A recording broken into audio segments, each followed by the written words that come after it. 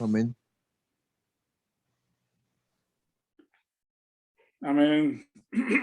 Hola Isaac, buenos días. Hola Rafa, buenos días. Bueno, estamos en el capítulo 25. Ya quedan 25, 26, 27 y 28 para terminar.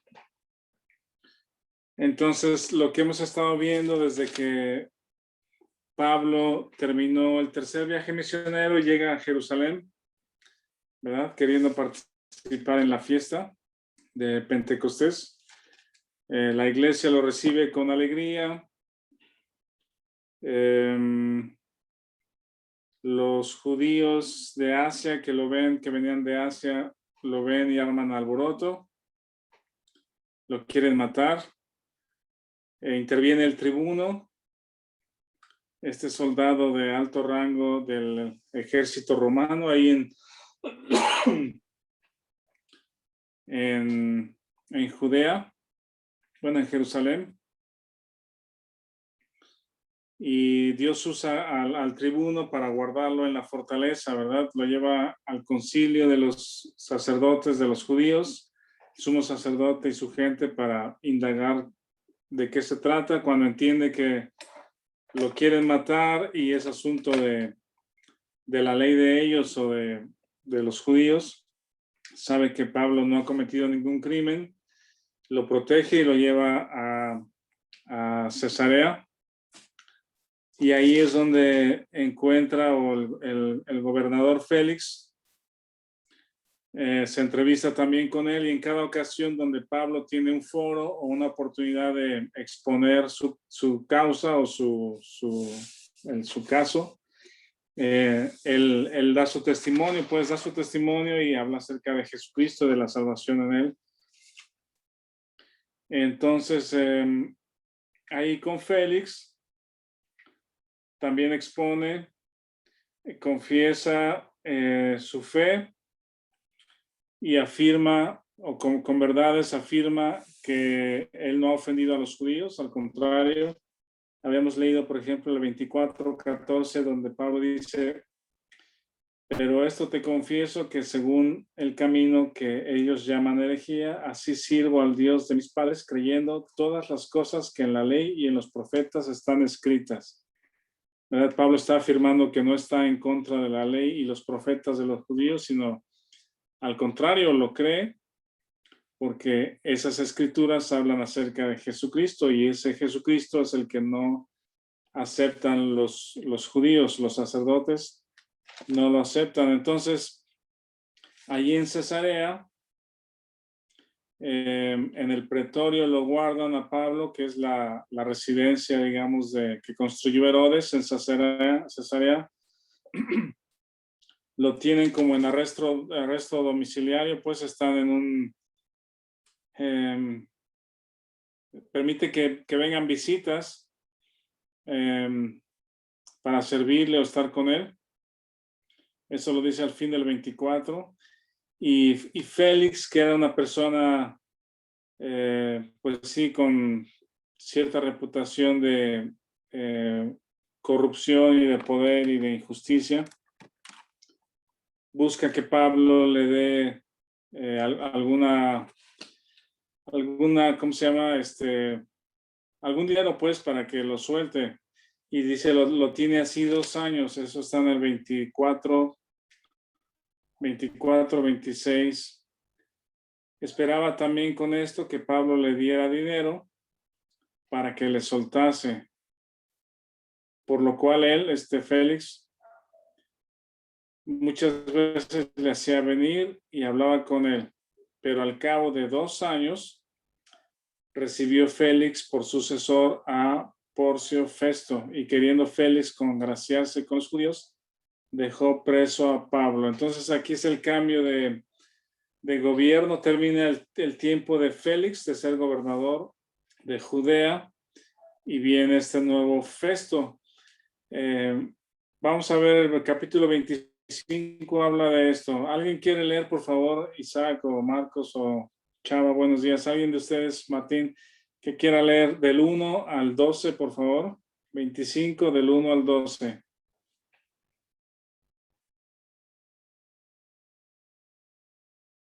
Yo lo leo, Rafa. Ándale, Isaac, adelante, por favor.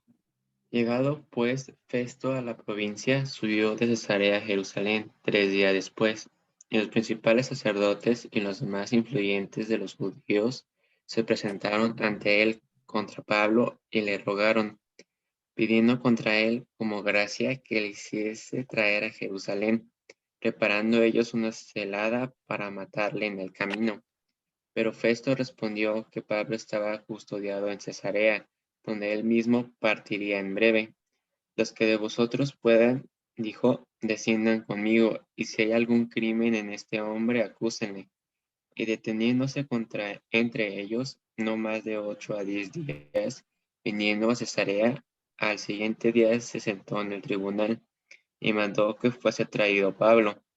Cuando éste llegó, lo rodearon los judíos que habían venido de Jerusalén, presentando contra él muchas y graves acusaciones, las cuales no podían probar.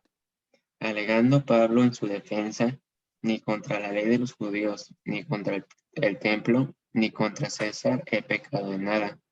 Pero Festo, queriendo congraciarse con los judíos, respondió a Pablo, dijo, ¿quieres subir a Jerusalén y allá ser juzgado de estas cosas delante de mí?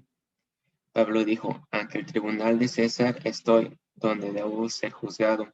A los judíos no les he hecho ningún agravio, como tú sabes muy bien, porque si algún agravio o cosa alguna digna de muerte he hecho, no rehúso morir, pero si nada hay de las cosas de que estos me acusan, nadie puede entregarme a ellos a César a pelo. Entonces Festo, habiendo hablado con el consejo, respondió, a César has apelado, a César irás.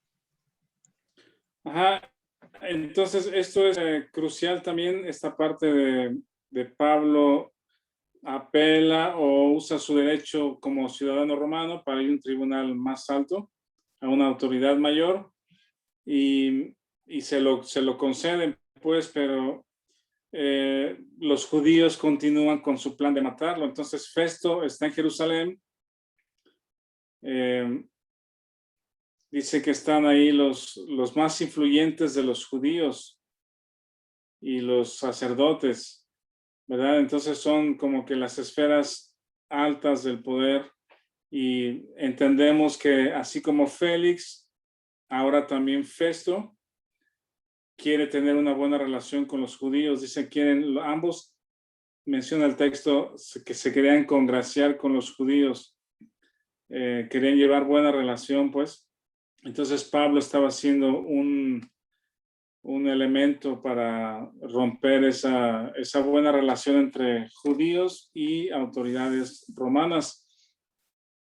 Entonces, los judíos pretenden que Festo traiga a Pablo a Jerusalén, pero también con la intención de agarrarlo en el camino. Dice haber una celada, pues, prenderlo y matarlo en el camino. Pero Dios no tiene ese plan. Dios tiene el plan de que Pablo llegue hasta Roma. Y la cosa que podemos señalar ahí en el versículo 7 dice que los judíos lo acusaban de cosas graves, dice, pero las cuales no podían probar.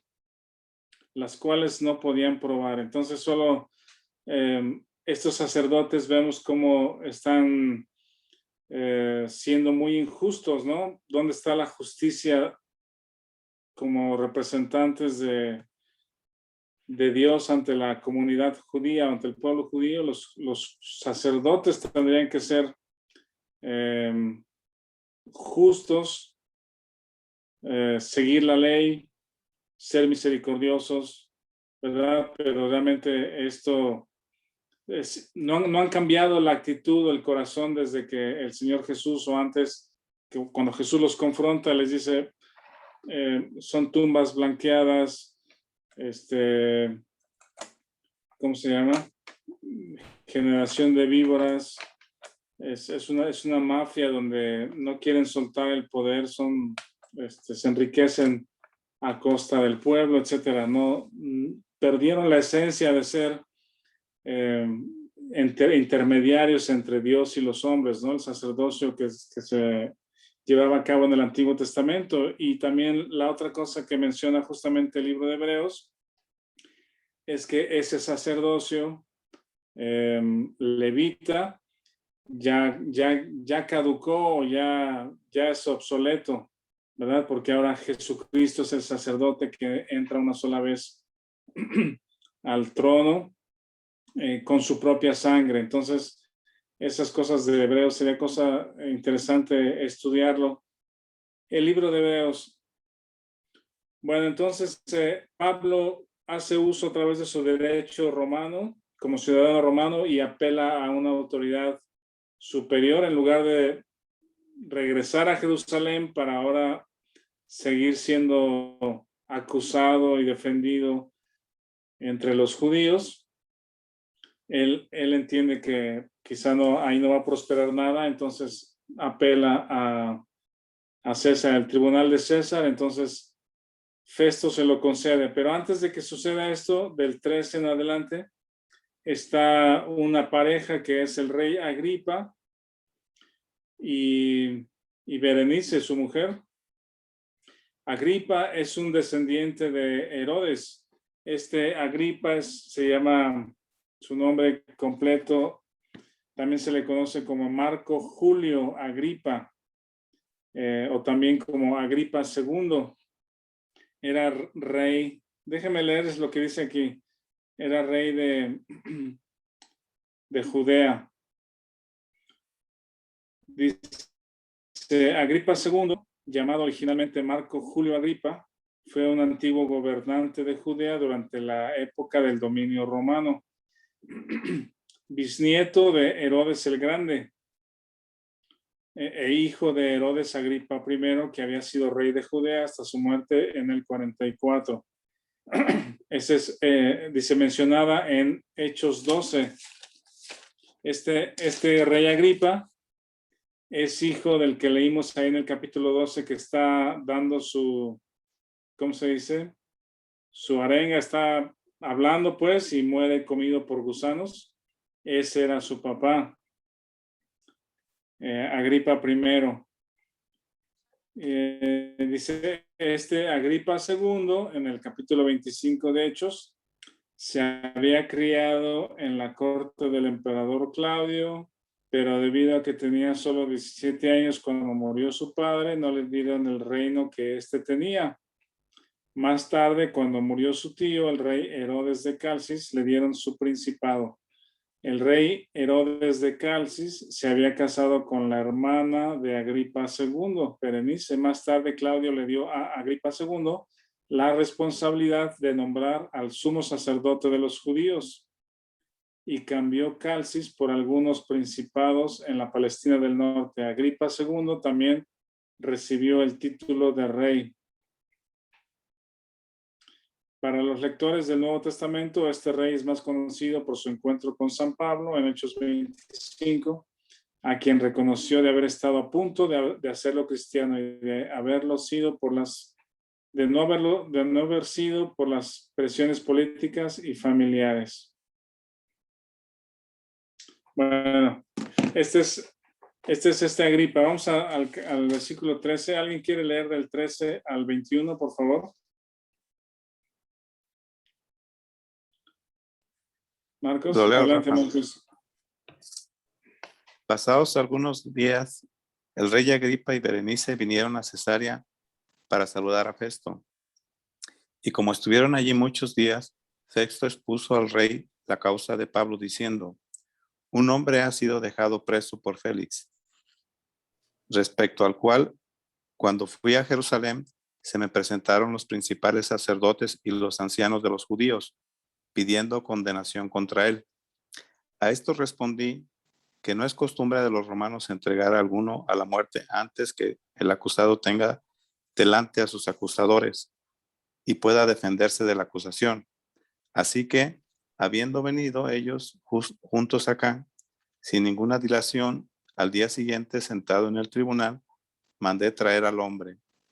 Y estando presentes los acusadores, ningún cargo presentaron de los que yo sospechaba.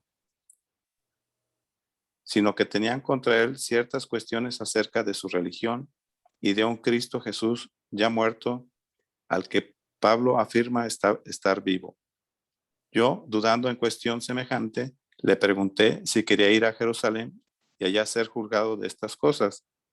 Mas como Pablo apeló para que se les reservase para que para el conocimiento de Augusto, mandé que le custodiasen hasta que le enviara yo a César. Perdón. Sí, gracias, Marcos. Entonces tiene de visita Félix el rey Agripa y Berenice en Cesarea, y están ahí muchos días, y sale el tema de este preso Pablo, ¿verdad? Me llama la atención, por ejemplo, el versículo 16. Bueno, le platica el caso, ¿verdad?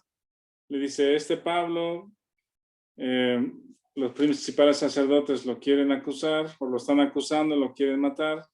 Dice, pero no encuentro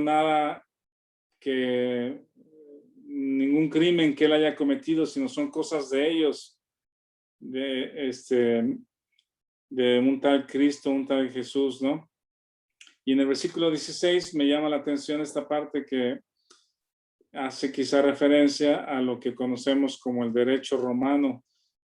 Dice, a estos respondí que no es costumbre de los romanos entregar a alguno a la muerte antes que el acusado tenga delante a sus acusadores y pueda defenderse de la acusación, ¿verdad? Y sobre todo siendo Pablo ciudadano romano, entonces esa también fue una parte que Dios permitió en su vida o en sus derechos de nacimiento, desde nacimiento, en el caso de Pablo, para ser protegido. De otra manera, Roma no lo hubiera podido proteger y los judíos le hubieran dado muerte antes, ¿no? Pero por ser ciudadano romano, los romanos lo protegieron por derecho, el derecho que él tenía. Entonces, estos derechos romanos existían desde la fundación de Roma, desde el 753 a.C.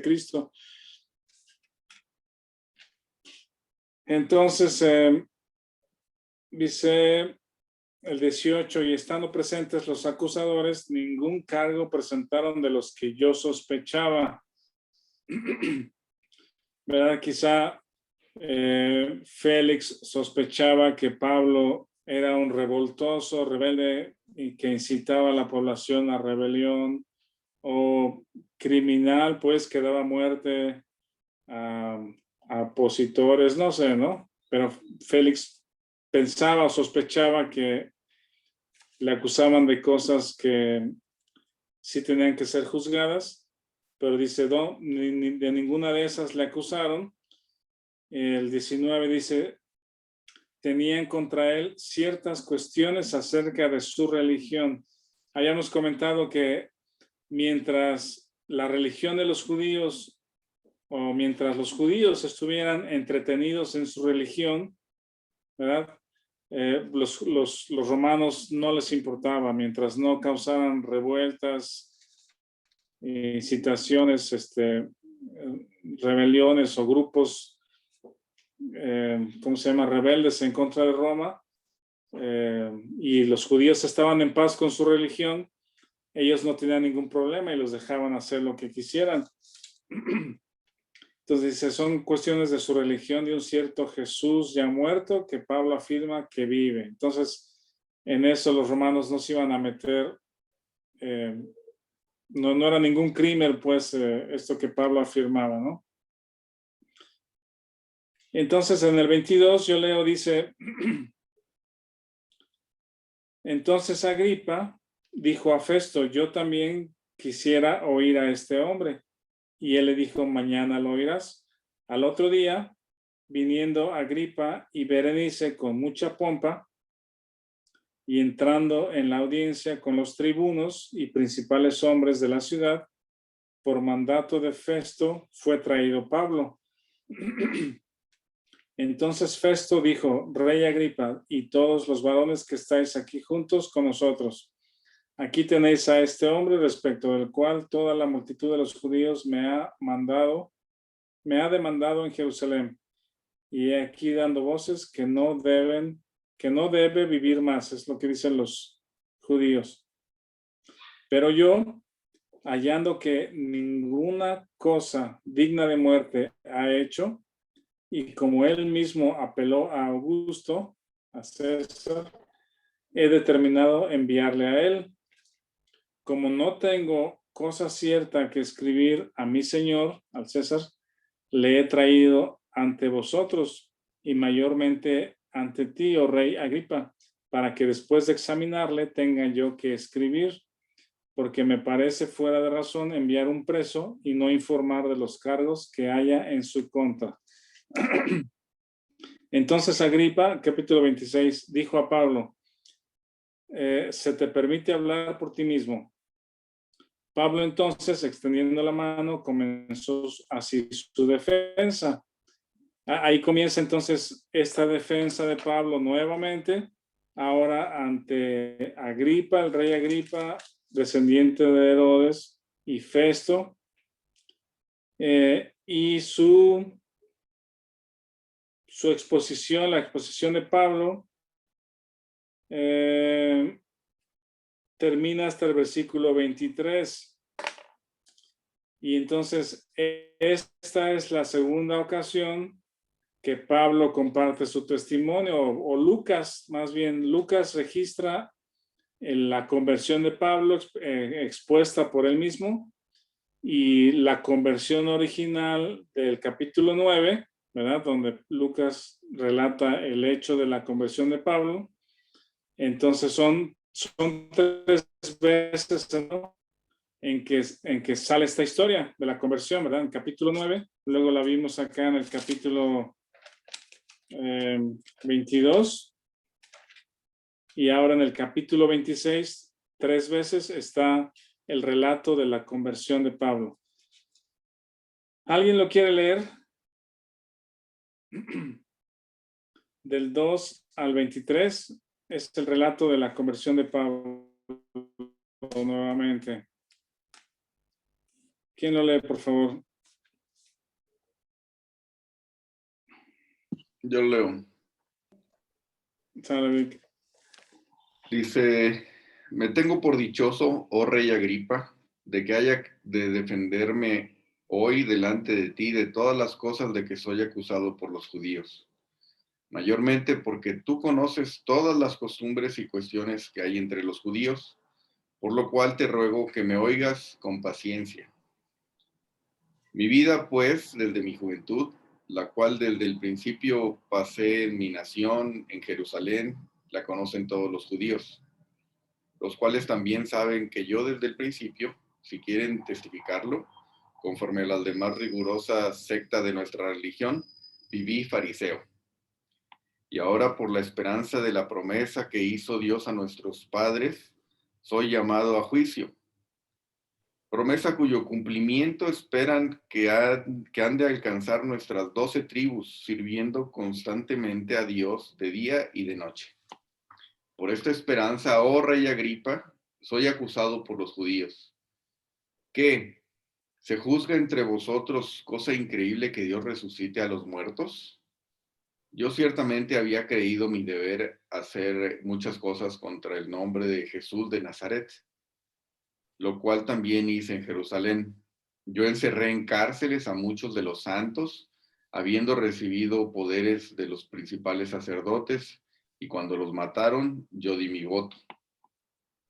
Y muchas veces, castigándolos en todas las sinagogas, los forcé a blasfemar, y enfurecido sobremanera contra ellos, los perseguí hasta en las ciudades extranjeras.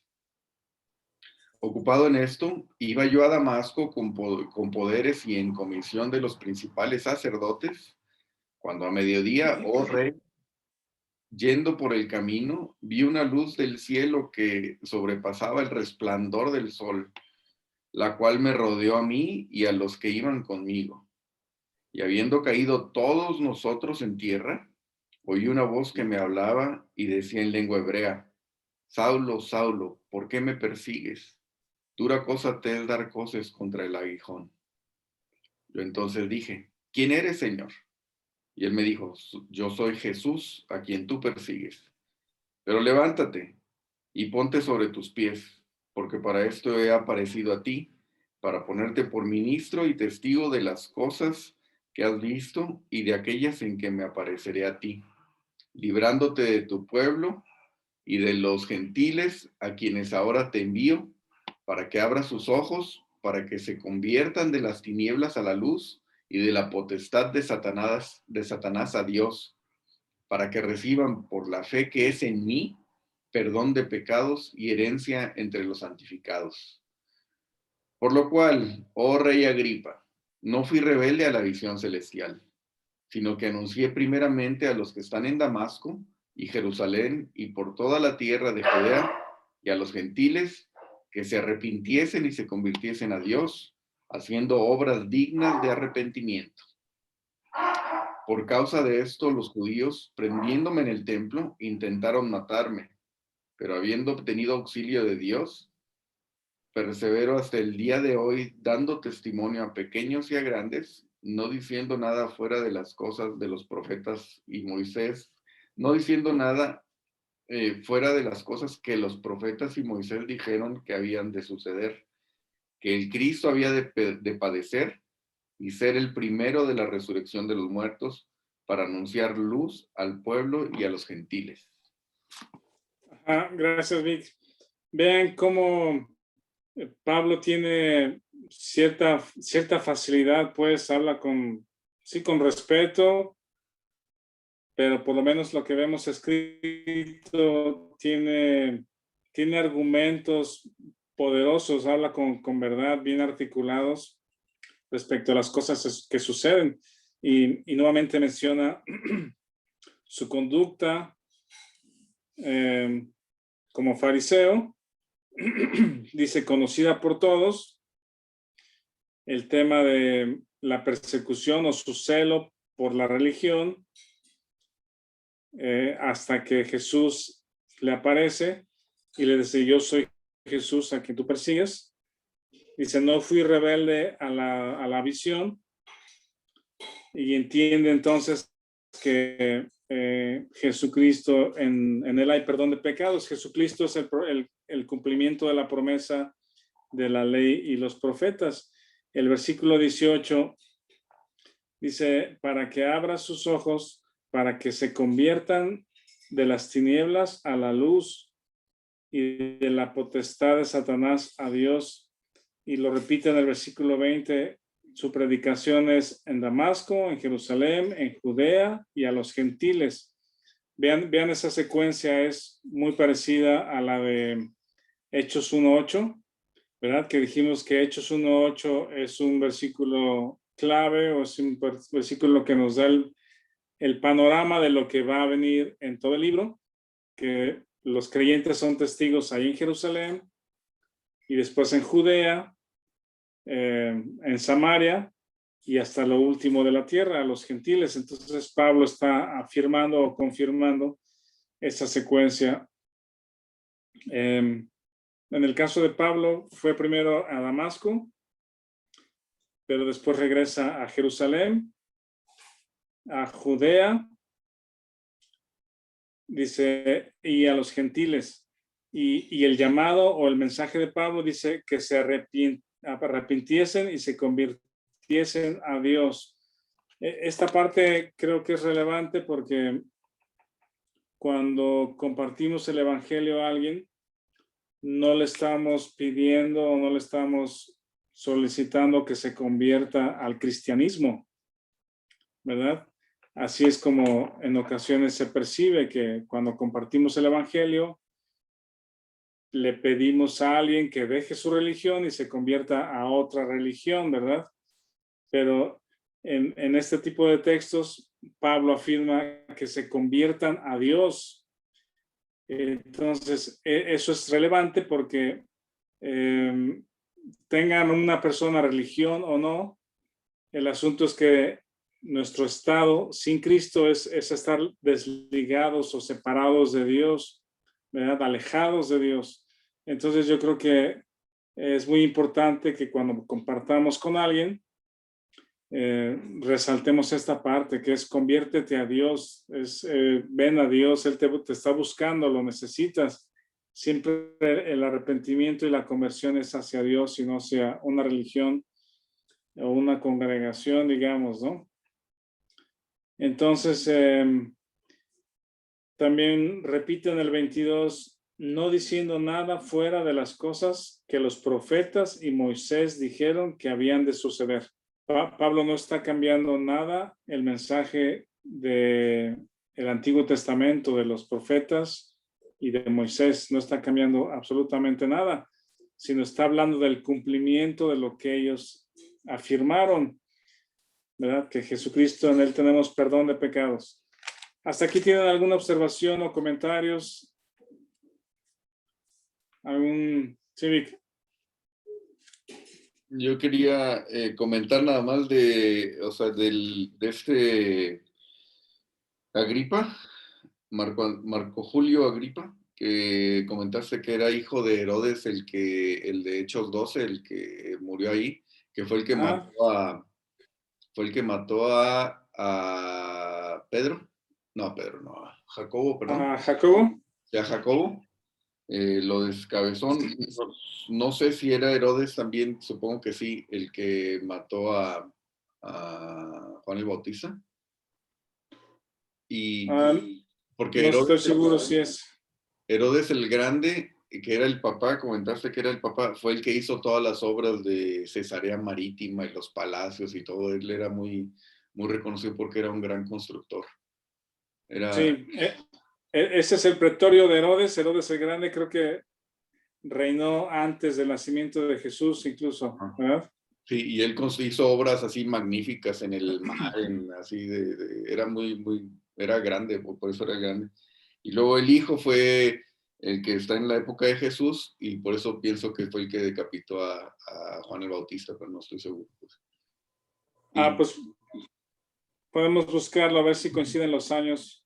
Y la otra es del sacerdocio, también lo comentaste, eso se me ha hecho muy interesante de cómo establecía el rey, era el que establecía el sacerdocio con los judíos, pues ya ¿cómo se llama? Desvirtuado, o sea, no el sacerdocio levítico impuesto por Dios en el Pentateuco, en Levítico o en Números, no me acuerdo dónde está, donde tendría que ser de una línea, ¿no? De Aarón, bueno, pues del Éxodo, ¿no? Sí. La línea de los levitas, pero no de todos los levitas, sino de Aarón y todo, y pues hay requisitos específicos para el sacerdocio impuesto por Dios para interceder por el pueblo de Israel. O sea, el sacerdocio establecido por Dios la función era que el sacerdote iba a hacer ciertos sacrificios para interceder ante Dios por el pueblo de Israel. Y después vemos en la historia de Israel cómo el mismo Saúl puso sus propios sacerdotes ya desesperado porque no había levitas, y la tribu de Israel también nombró sacerdotes que no eran de la línea de Leví. Y parece que siguió esto, pues, después hasta estos tiempos ya los reyes establecían sus sacerdotes, y sabemos que con Cristo, que es nuestro sumo sacerdote, ahí se acabó la función del sacerdocio, pues, como el establecido por Dios, ¿no?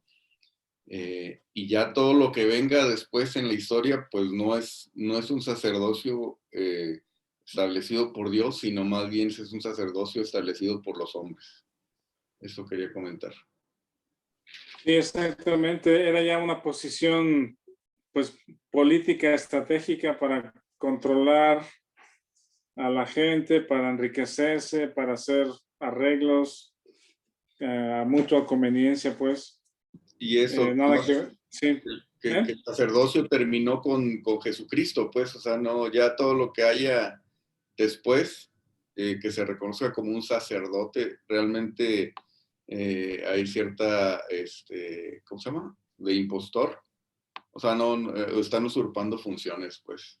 Exactamente, ya no les corresponde. Cualquier sacerdocio después de Jesucristo no tiene ninguna validez exactamente delante de Dios. ¿Algún otro comentario, observación que tengan? Rafa, Sí, pues aquí lo que yo veo es que se está cumpliendo lo que Jesús le dijo cuando se convirtió Pablo, que le iba a hablar a reyes. Es un método sí, medio difícil porque lo llevan preso, pero es algo que Dios le había dicho y lo está cumpliendo.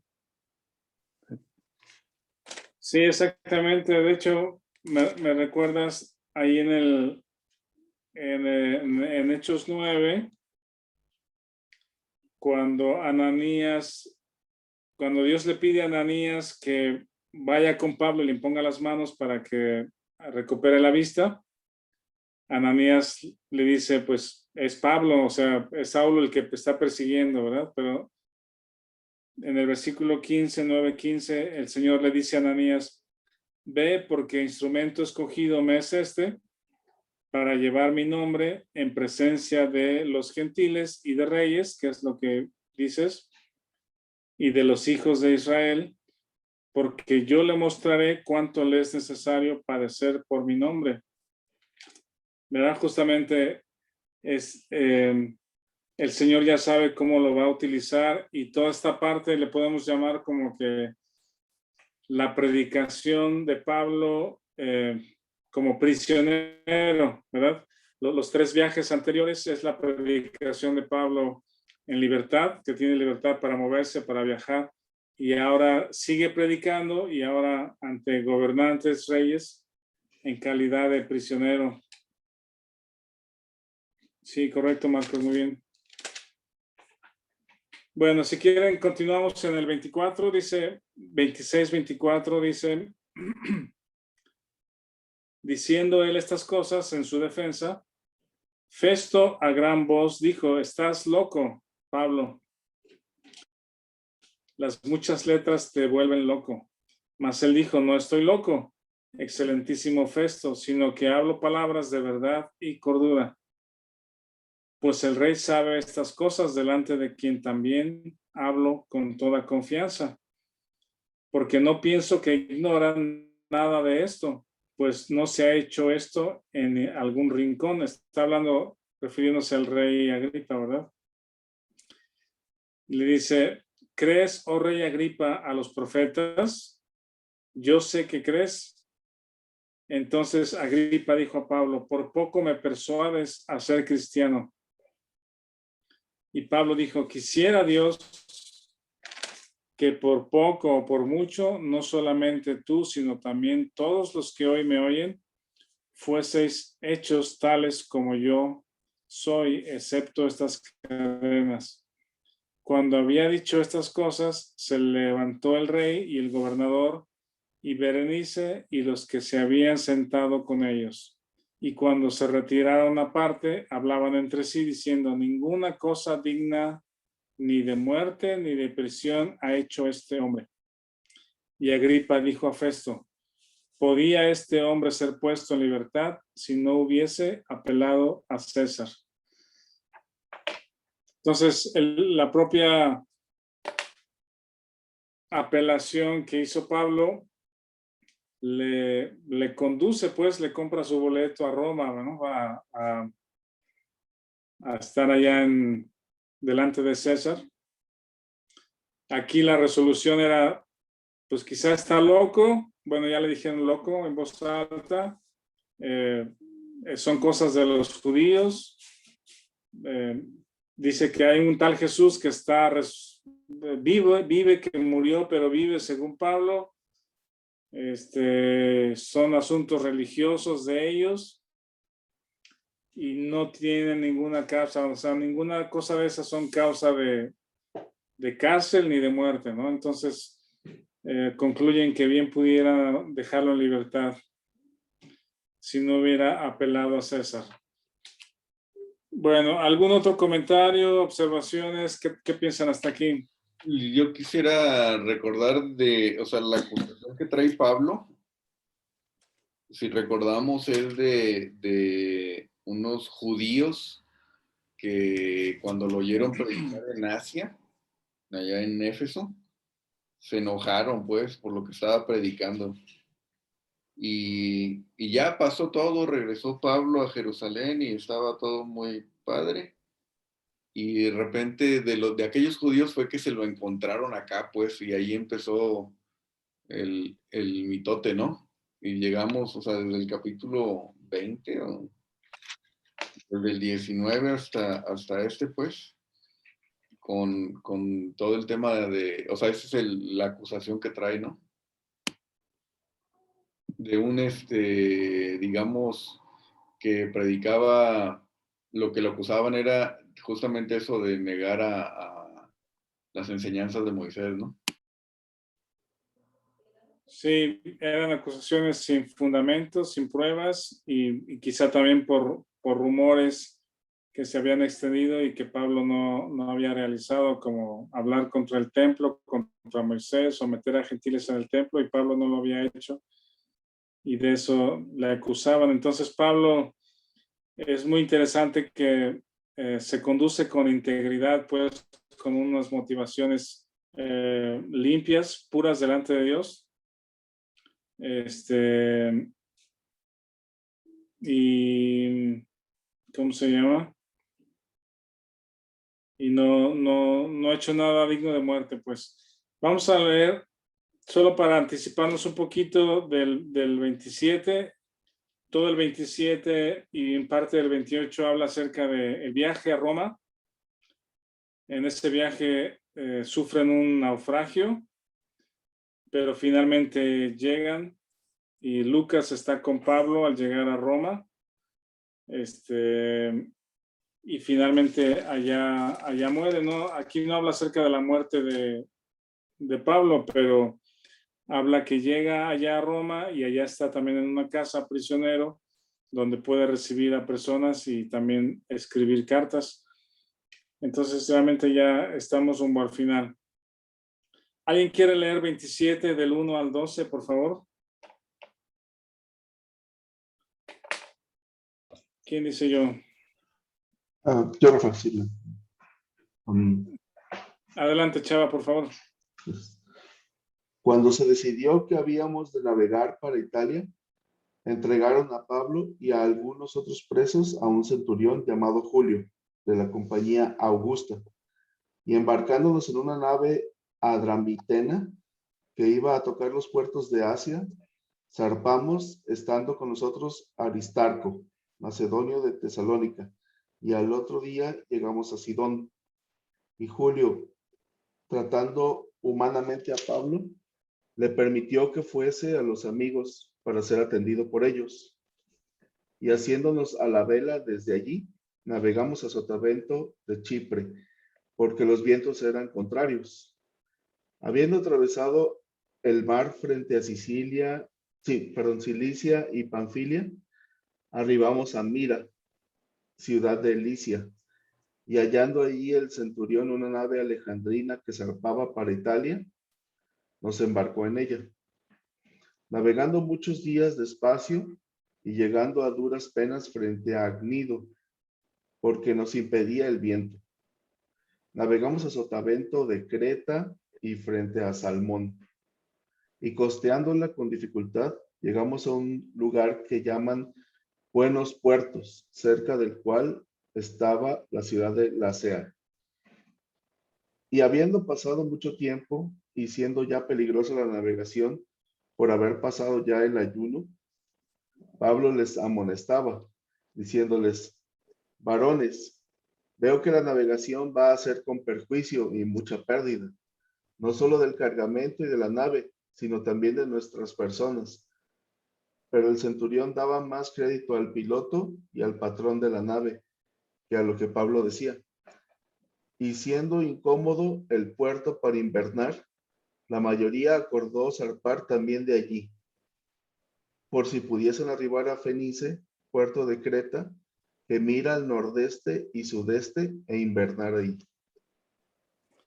Ajá, bueno, este relato es interesante porque Lucas está hablando en primera persona y él va incluido en el viaje. ¿verdad? Él está acompañando a Pablo en el viaje y dice, habíamos de navegar embarcándonos. Siempre habla en primera persona del plural y son como que algunos detalles de la misma navegación de ciudades, del barco, de los detalles del viaje. Y finalmente naufragian en el versículo 39. Si quieren, lo leemos la próxima semana para ya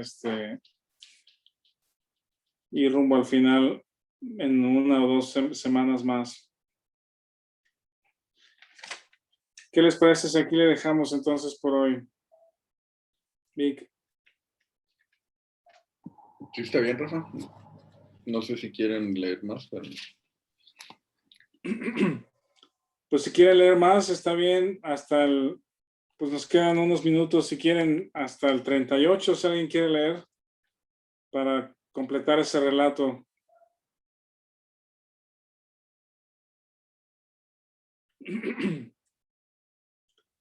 ¿Quién lo lee hasta el 38? ¿Víctor?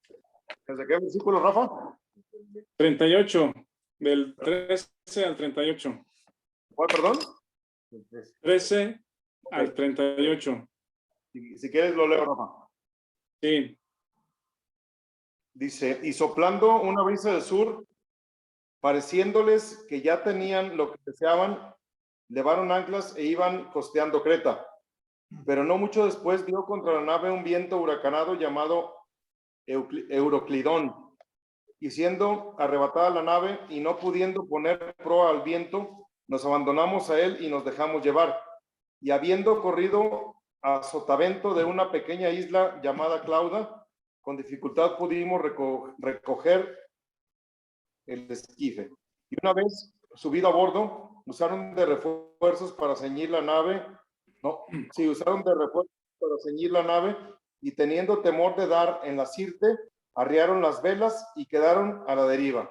Pero siendo combatidos por una furiosa tempestad, al siguiente día empezaron a alijar y al tercer día con nuestras propias manos arrojamos los aparejos de la nave y no apareciendo ni sol ni estrellas por muchos días y acosados por una tempestad no pequeña, ya habíamos perdido toda esperanza de salvarnos. Entonces Pablo, como hacía ya mucho que no comíamos, puesto en pie en medio de ellos, dijo, habría sido por cierto conveniente, oh varones, haberme oído y no zarpar de Creta, tan solo para recibir este perjuicio y pérdida. Pero ahora os exhorto a tener buen ánimo, pues no habrá ninguna pérdida de vida entre vosotros, sino solamente de la nave. Porque esta noche ha estado conmigo el ángel del Dios, de quien soy y a quien sirvo, diciendo, Pablo, no temas, es necesario que comparezcas ante César, y he aquí, Dios te ha concedido todos los que navegaron, Dios te ha concedido todos los que navegan contigo. Por tanto, oh varones, tened buen ánimo, porque yo confío en Dios que será así como se me ha dicho. Con todo, es necesario que demos en alguna isla. Venida la 14ª noche y siendo llevados a través del mar Adriático, a la medianoche los marineros sospecharon que estaban cerca de tierra y echando la sonda hallaron 20 brazas y pasando un poco más adelante, volviendo a echar la sonda, hallaron 15 brazas. Temiendo dar en escollos, echaron 4 anclas por la popa y ansiaban que se hiciese de día. Entonces los marineros procuraron huir de la nave y echando el esquife al mar, aparentaban como que no querían largar las anclas de proa. Pero Pablo dijo al centurión y a los soldados, si estos no permanecen en la nave, vosotros no podéis salvaros. Entonces los soldados cortaron las amarras del esquife y lo dejaron perderse. Cuando comenzó a amanecer, Pablo exhortaba a todos que comiesen diciendo, este es el 14º día que veláis y permanecéis en ayunas sin comer nada. Por tanto, os ruego que comáis por vuestra salud, pues ni aún un cabello de la cabeza de ninguno de vosotros perecerá. Y habiendo dicho esto, tomó el pan y dio gracias a Dios en presencia de todos, y partiéndolo comenzó a comer. Entonces todos, teniendo ya mejor ánimo, comieron también, y éramos todas las personas en la nave 276, y ya satisfechos, aligeraron la nave echando el trigo al mar. Ajá, son cosas interesantes porque, gracias, Víctor. Lucas está hablando como que en términos de marinero, ¿no? En términos de barcos y el esquife y la proa y la popa y todo lo demás. Y me pregunto ¿por qué todo el relato, ¿no? ¿Por qué todos estos detalles de que pasaron por tal isla y la tormenta y los detalles? Pero este relato como testigo, Lucas es testigo de todo lo que está sucediendo. Él escribe porque estuvo ahí presente y de ahí incluye, digamos que en este relato, la parte de la revelación o lo que Pablo está revelando de su relación con Dios y cómo el ángel se le presenta o el ángel de Dios se le presenta y dice, tienes que llegar a Roma y todos los que van contigo también van a vivir. Entonces, parecía que había un cierto ayuno voluntario. Sí, me parece que es como un voto, pues, de ayuno para que, pues, alguien o los dioses o alguien los libre de la tormenta, ¿no? Que salgan libres o que entonces se abstienen de comer pensando que alguien les puede favorecer con la vida. Pero Pablo les afirma que Dios al que sirve es el que le ha afirmado o le confirma que ninguno va a perecer y los convence de que coman, porque si no comen, pues también su salud se va a deteriorar y va a ser peor. Entonces, estas 276 personas finalmente comieron satisfechos y finalmente naufragian, ¿cómo se dice? Naufragian. Parece un naufragio. Naufragan, ¿no? Naufragan, ¿verdad? Sí. Y dice el 39, cuando se hizo de día, no reconocían la tierra, pero veían una ensenada que tenía playa, en la cual acordaron varar si pudiesen la nave. Cortando pues las anclas, las dejaron en el mar, largando también las amarras del timón e izada al viento la vela de proa, enfilaron hacia la playa, pero dando en un lugar de 2 aguas, hicieron encallar la nave y la proa hincada quedó inmóvil y la popa se abría con la violencia del mar. Entonces los soldados acordaron matar a los presos para que ninguno se fugase nadando. Pero el centurión, queriendo salvar a Pablo, les impidió este intento y mandó que los que pudiesen nadar se echasen los primeros y salieran a tierra. Y los demás parte en tablas, parte en cosas de la nave, y así aconteció que todos se salvaron saliendo a tierra. Bueno, si quieren ahí dejamos la lectura y nos queda un capítulo para terminar el libro de Hechos. Gracias por su atención, que tengan buen día, buena semana. Muchas gracias, Rafa.